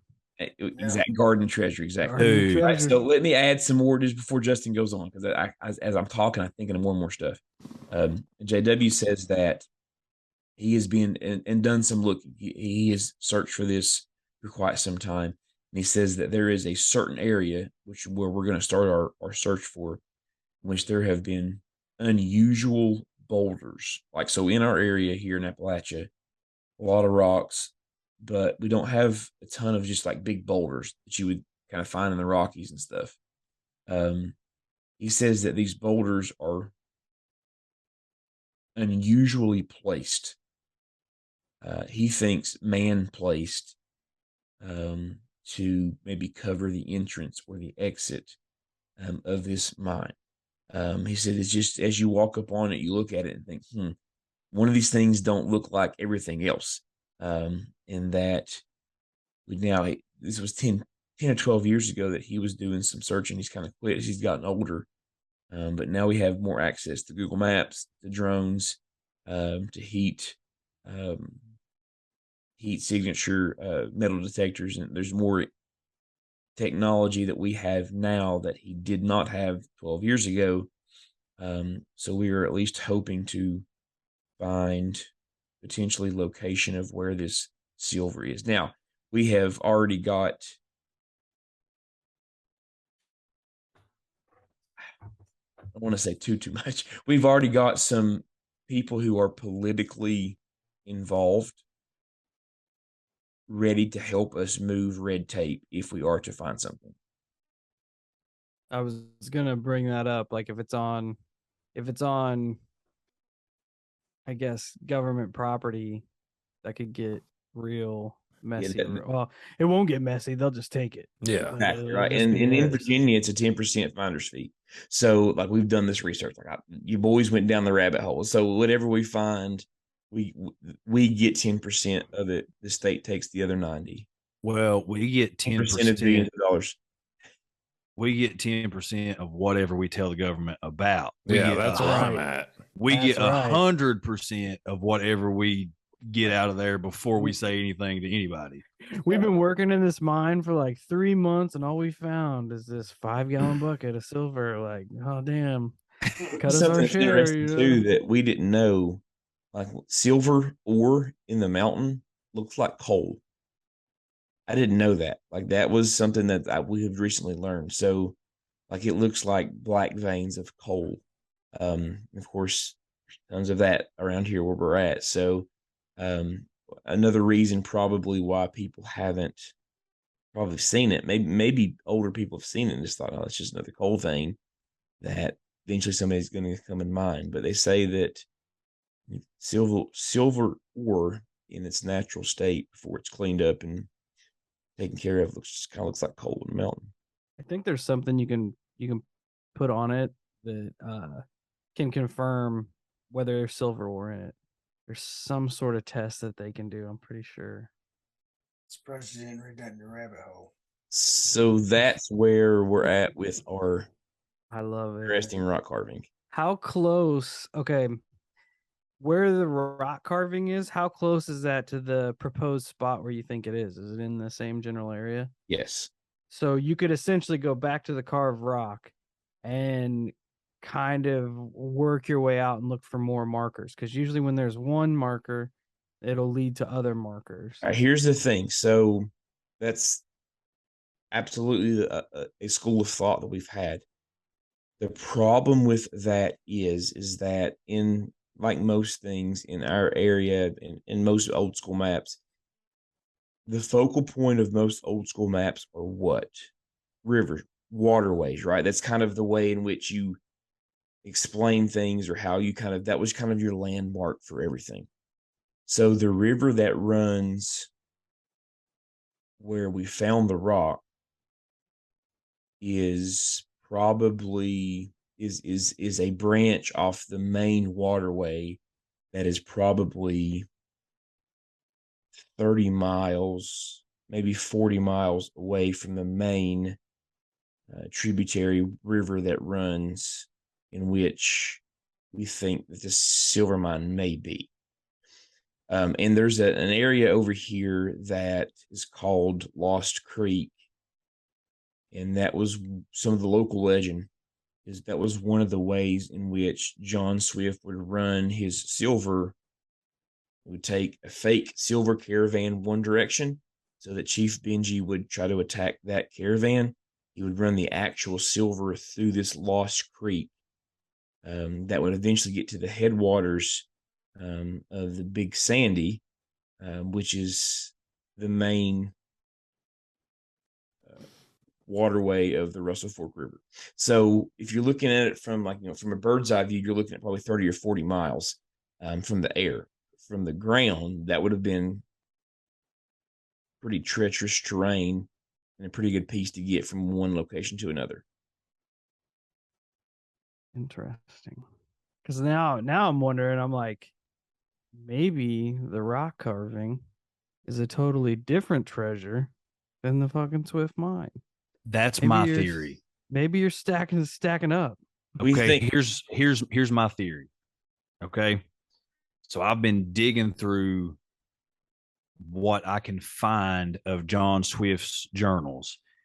And by saying what I can find of John Swift's journals, there was a guy from Elkhorn City, Kentucky. He was an attorney in Elkhorn City. I don't even know. I've got to try to reach out to this guy. I don't even know if he's still around. But he put together actually what you just sent me, Steve. He's probably the guy behind this. So he's found all these markings and carvings and all this from surrounding counties and states and all of this different stuff. He's tried to piece together landmark explanation or descriptions in John Swift's journals and all of these different things.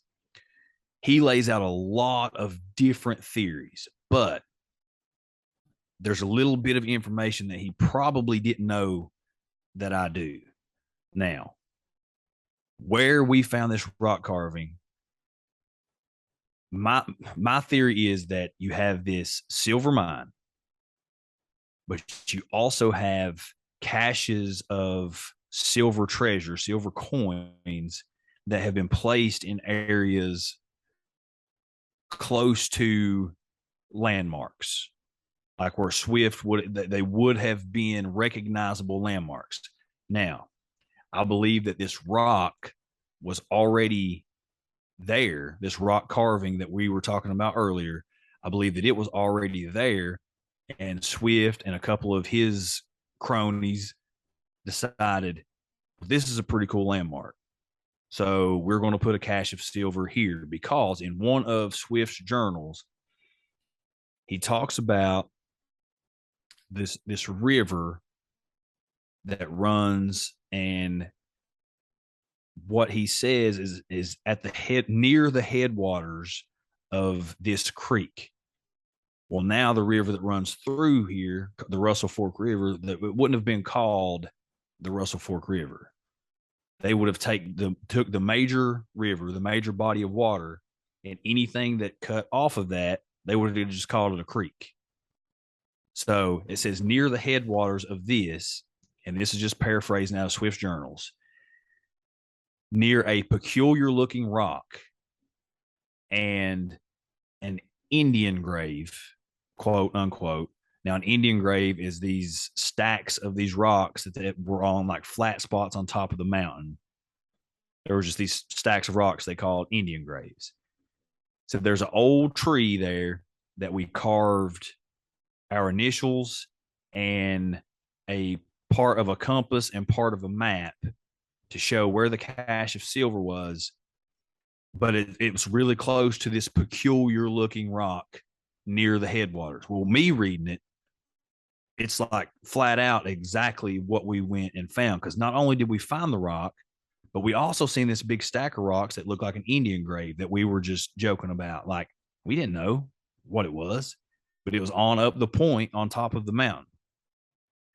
I was talking to a guy, and I just so happened, we know him. He's a stepdad of a family friend.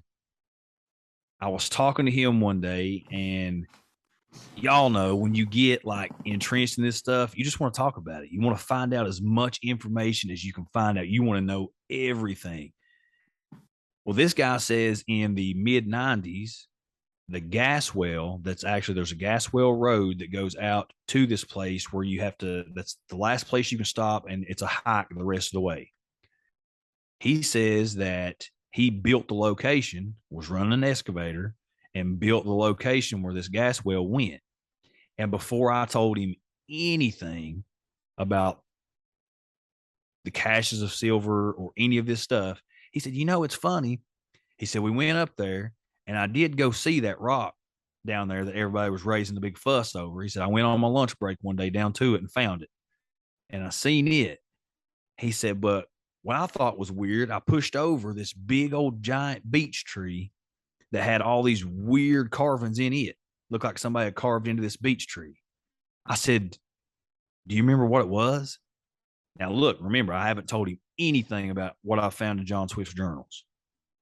I said, do you remember what it was? He said, looked like some initials, like people's initials, and like an old compass rose looking thing. And I thought, oh my God. Now, in the journals, Swift says that at that time there was approximately $25,000 to $30,000 worth of silver somewhere near this peculiar looking rock where we carved this stuff into this tree beside this old Indian grave. It's all right there. That's 30,000 in 17. Yeah. Exponentially worth exponentially more now. Right. Yeah. Essentially there could be silver caches throughout Steve, billions. billions. It's funny that you said that JW or whoever was on some treasure hunting forums because I used to be on some treasure hunting forums back when I used to artifact collect and stuff. So I just popped on here while we were talking onto this old treasure net forum, and there is a ton of stuff on the Silver Swift mines or the Swift silver mines, and I'll send it to you. And I mean, take it with a grain of salt. Like there's 18 pages of threads where people are looking through it. Because if you guys are focused on one area, I don't want this to like sway you from that area. But there is like they've got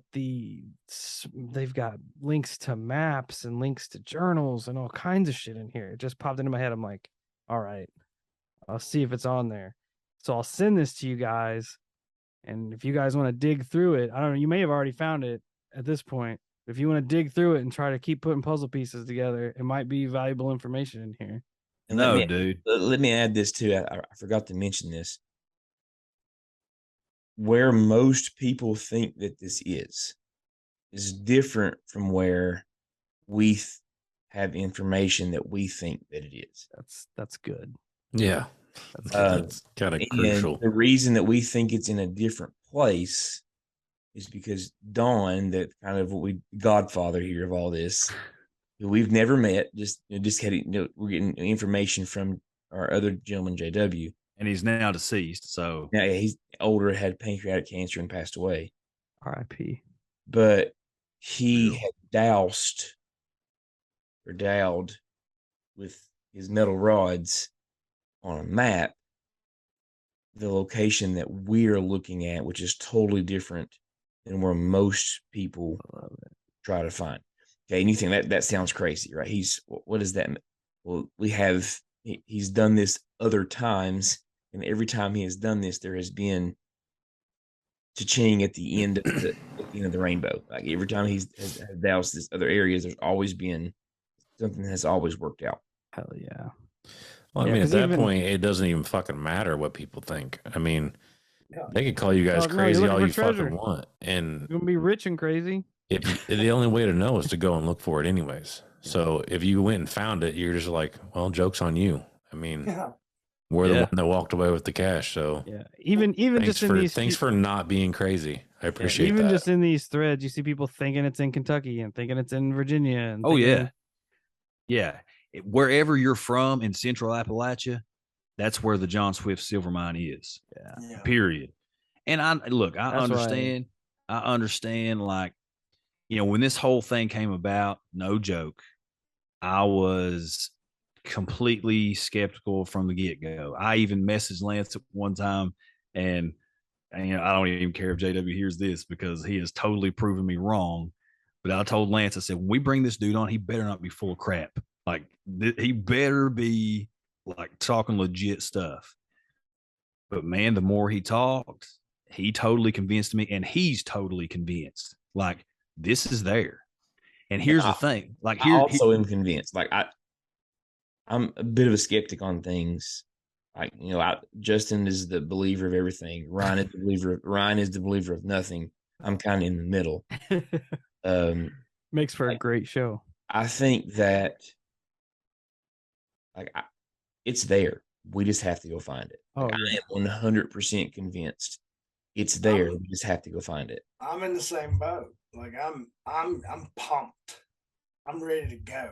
Well, yeah. Why would you not be? Oh yeah. But I also don't want to be bit in the face by a snake. I would have bought metal detectors, climbing gear. There's one right up there on that shelf behind me. I was gonna say, I would be. I got one too. If you guys need to borrow one, I would be investing lots of money. Well, that's the thing. At first, we were like, well, shoot, man, let's just put on our muck boots and hit it. Like, I don't care about those snakes that bad. Like, I'm terrified of snakes, but I mean, I'll take a bite for a billions of dollars worth of silver. Yeah. But then he was like, well, no, I mean, you're climbing across cliff faces and you're sticking your hands in places that you probably don't want to be sticking them in. And then I was like, well, and he was like, the terrain is super tricky anyway. He said, like, you have these boulders, like Lance is talking about, these different things in place that looks like just a breath of air and stuff's going to start tumbling down. And I swear to you, like, as he was talking about it, to me, like, it sounds like some kind of booby-trapped temple on an Indiana Jones movie. Oh yeah, Like, yeah. I didn't it's think about booby traps. yeah, Ew. yeah. We're having one of these big boulders running down a gully right at us as we're The thing making it that's down the mountain. popping into my head is that, like, you said that the figures carved into the rocks look kind of South American. I'm like, you could be sitting on top of like fucking Aztec treasure that someone shipped up this away and buried, or Incan treasure Anything. on top of the silver mine. Yeah, man. Like, it's right now. I mean, honestly, we would greatly appreciate all this information that you're coming across and sending our way, because what I've found so far is all of these things, all of these details that are making people think that it's in these certain locations also adds up to the location that we think that it's in. Oh, yeah, that's awesome. Even if you can find a couple nuggets in here that kind of put pieces together. Yeah, Or even if it's just a process of elimination, you know, yeah, it just, that too. Yeah. Yeah, absolutely. I mean, there's I no guess- reason not to do your homework and eliminate as much as you possibly can. Because there's threads on here from all the way back in like 2007 and shit, but a lot of it's more recent, the last few years. I guess the Travel Channel ran a series on it in 2019, and they touched on the Swift Silver Legend. From what I'm I looking did through not here. know that. I'm gonna have to go check that I out. didn't know Yeah. that. It's called Travel Channel series called Code of the Wild. It's covering the Swift Silver Legend tonight, and it's weird. Almost exactly 3 years ago, 9/24/2019. Wow. But That's I'll send you the link just to the forum where you guys can dig through the 18 pages of threads and see if anything's making sense, eliminate some of the shit. But whenever he said he was on treasure hunting forums, I'm like, fuck, I'm on treasure hunting forums. Let's go fucking check this out, see if there's any more information. It'd be awesome if we could find like where Dawn was on one of those. Yeah, he might be on here. Like I said, there's things all the way back to 2007 on here, in just this Swift forum. Well, Don was a little old school. He wouldn't even email JW and them, if you remember. So he probably wasn't on a treasure hunting forum. Letter by mail. Because there's even guys on here that are posting other treasure markers, and I'm like, I wonder how fucking close this is to your rock, because it doesn't look. I mean, it's not exactly the same, but I'm looking at this one, and it almost looks like a fucking compass. So I don't fucking know.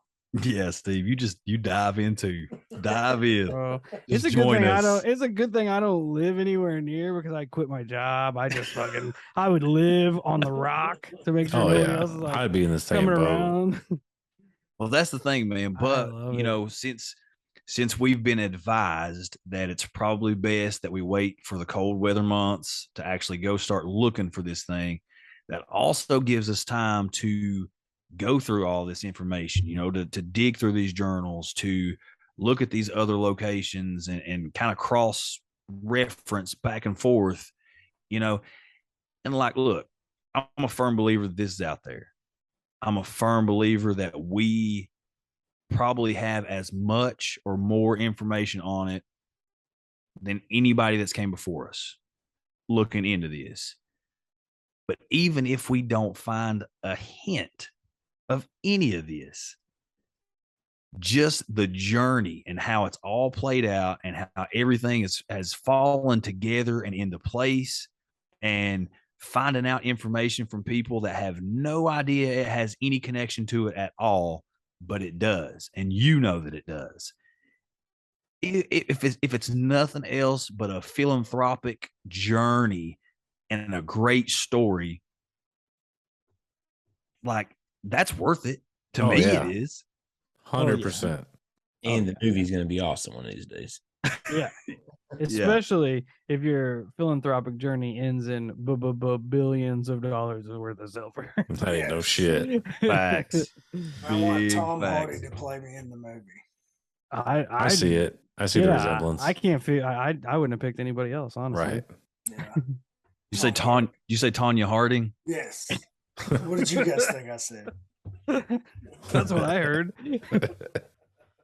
Oh well. But no, fellas. guys, that was super lengthy. Lance told you it was going to be, and I'm sorry. Oh, I'm here for it. Yeah, I'm just waiting, That was like a because Cliff Note version. That could have went on for a while. I listened to the episodes a minute ago, and I'm like, get to the stairs. Let's talk about the stairs. Like, come on, talk about the stairs. You know. Well, see, and that's another weird thing. Like, and I'm not trying to take this like for another hour, but it's so weird how you're like you talk about and you find in these journals and the notes and all this different stuff how they talk about an upper and a lower mind and a natural staircase that it's in between this upper and lower mind. Now, according to John Swift's journals, this rock was already there when he had this mine in full operation. Okay. This rock looks old as old can be. I believe pre 1760, 80, 90, whatever. I believe pre that time. Just me personally. That's my gut feeling on it. But when you look at the carving on this rock and all of these cavernous spaces, these circles that are surrounding what looks like it could be a bridge or staircase or shaft of some sort, and you have a guy standing at this upper part of this cavernous space and a guy standing at this lower part of the cavernous space. I mean, dude, like once you have all this info, it looks like it could be a representation of this upper and lower mind. So here's my thinking. What if John Swift, he didn't just stumble upon a silver mine in the mountain and think, hey, I'm going to start digging right here. He had some information from somewhere. What if he found these carvings, these markings, all this information from natives or whoever was around at the time that led him initially to this silver mine? And we're following in those same kind of tracks, those same footsteps to find what he did. Yeah, I thought that too. I mean, it's definitely possible. It's definitely, I mean, because he had to find it one way or the other. Yeah. I mean, you'd almost think that a smart man would, especially if you were looking for a silver mine, a smart man would talk to locals. You wouldn't just go, you know what? There's probably a silver mine over here. I'm going to go check it out. Yeah, right. I sure as hell wouldn't be able to do it.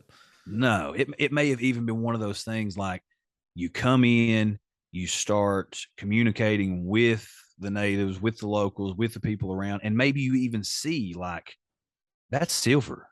Like part of that plate they have over there, that's silver.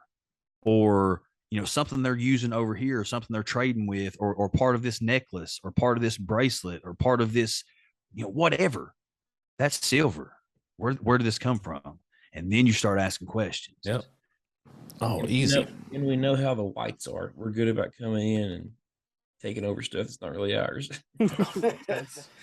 Excuse me.